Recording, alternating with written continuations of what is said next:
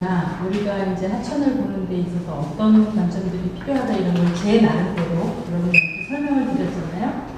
그래서 요즘 이제 통합 관련한 말이 여러 군데서 많이 나옵니다. 왜냐하면 그 가장 근본적인 이유가 제가 지금까지 말씀드린 것처럼 우리가 일단 해오던 일들이 더 이상 효율이 없어지는 것들이 꽤 있습니다. 우리가 스스로 이제 자기 비판을 해본 거죠. 그래서 이거를 하게 하려면 어떤 걸 해야 되느냐. 그래서 뭐든지 이제 통합을 좀 해봐야 되겠다. 각자 하던 거에서 벗어나서.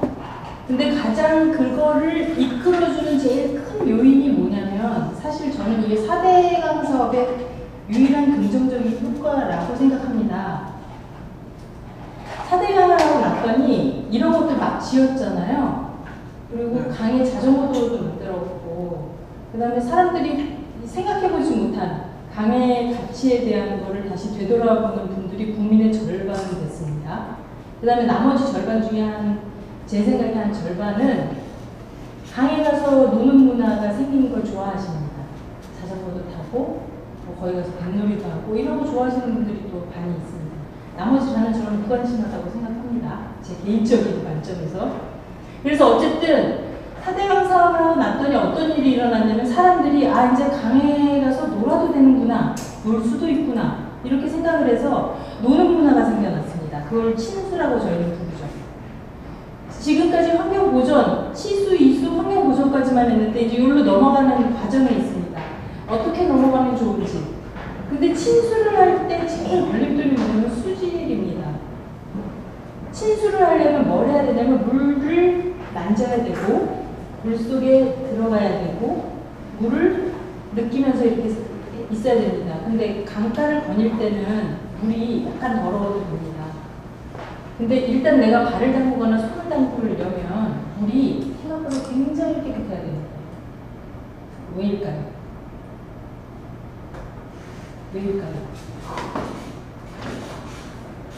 그냥 편안하게 생각해보면 내가 물을 만지면서 활동을 하려면 물이 왜 깨끗해야 돼요? 코로 생기는 질병, 또 피부병 그런 것들에 민감한 사람들이 있습니다. 특히 애들, 그 다음에 민감한 부류의 사람들.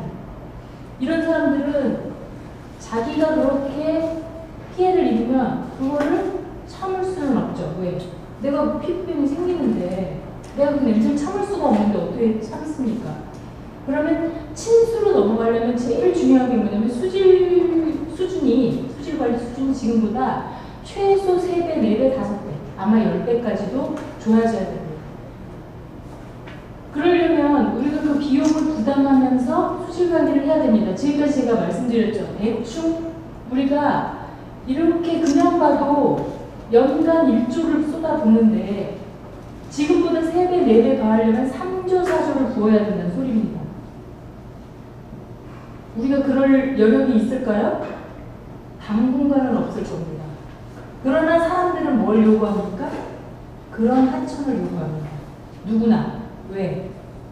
특히 우리 세대 이상, 50대 이상 사람들은 뭐를 잊지 못하냐면 하천에서 몇 감던, 하천에 들어가서 놀던. 요새 애들은 안 그럽니다. 요새 애들 물어보면 하천에 가서 놀고 싶어 하지 않습니다. 워터파크 가서 놀고 싶어 하지. 왜 하천 가서 놀아요? 왜 거기서 놀아야 돼요? 이렇게 얘기합니다. 그러나 우리 시대 사람들은 그 예전에 놀았던 것처럼 놀 수 있어야 된다는 그런 강박증이 있습니다.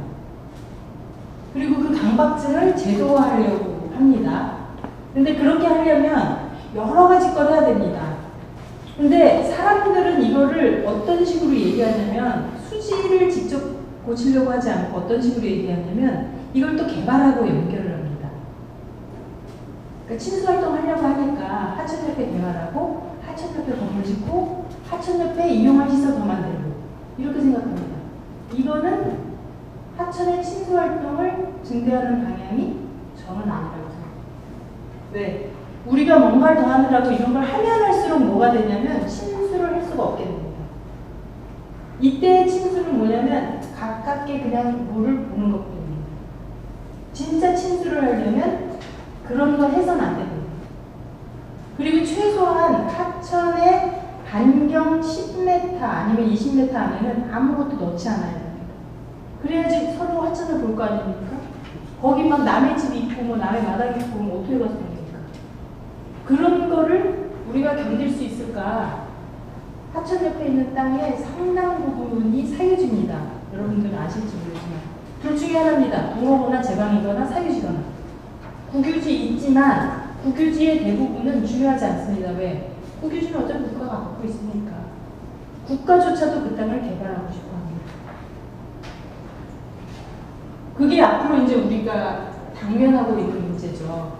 그 다음에 또 물 관리를 할 때 지금은 이제 뭐 기후변환이 막 이런 게 생겨서 예전하고 다르게 어떤 생각들을 사람들이 전문가들도 하고 여러분들도 아마 하실 겁니다. 옛날에는 공급 중심으로 막 했지만 이제는 이용도 하고 처리도 하고 재이용도 해야지. 순환도 해야지. 이런 생각합니다. 누구나.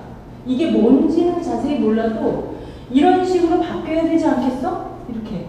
그래서 재이용하고 순환해서 지속가능하게 미래는 가야지 이렇게 생각합니다. 생각은 쉽지만 하천에서 이런 순환을 만들려면 아까 제가 얘기했죠. 청계천에 지천을 보존을 안 했는데 어떻게 재이용해서 순환합니까? 안 됩니다. 우리나라 하천의 대부분은 지금 뭘 하냐면 하천에 지천이 본류를 공급하지 않고 본류에서 지천을 공급합니다. 왜? 지천을 다 망가뜨려가지고 지천에서 들어올 게 없어요. 그래서 지천이 다 마르니까 어떻게 하냐면 결국은 본류물을 퍼다가 지천을 다시 공급하겠다고 합니다. 이게 지속 가능할까요? 아니요. 안 가능합니다. 그 다음에 본류물은 하류고 지천은 상류입니다. 누가 더 깨끗합니까? 지천이 당연히 깨끗한데 깨끗한 데다 더러운 물 갖다 부으면 어떤 일이 일어납니까? 다 같이 그냥 더러워지는 거죠. 그 수준에서 만족해야 됩니다. 그런 선택을 할지 아니면 지천을 지천답게 예전처럼 살릴지 그런 고민이 필요한 겁니다. 그런 고민을 하려면 유역 단위에서 어떻게 개발하고 내가 살고 있는 곳에서 지천을 어떻게 관리하고 이런 고민을 해야 됩니다. 그런 고민을 하기에는 우리 일상이 너무 복잡하고 경쟁부동입니다.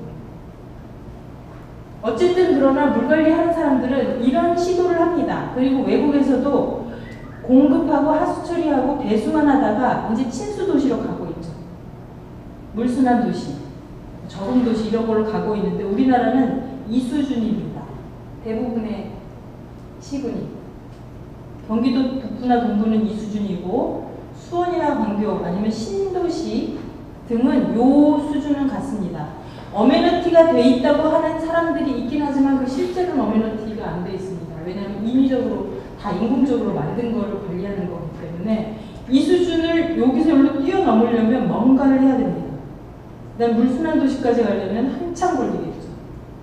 그게 이제 우리가 앞으로 이제 해결해야 될 과제입니다.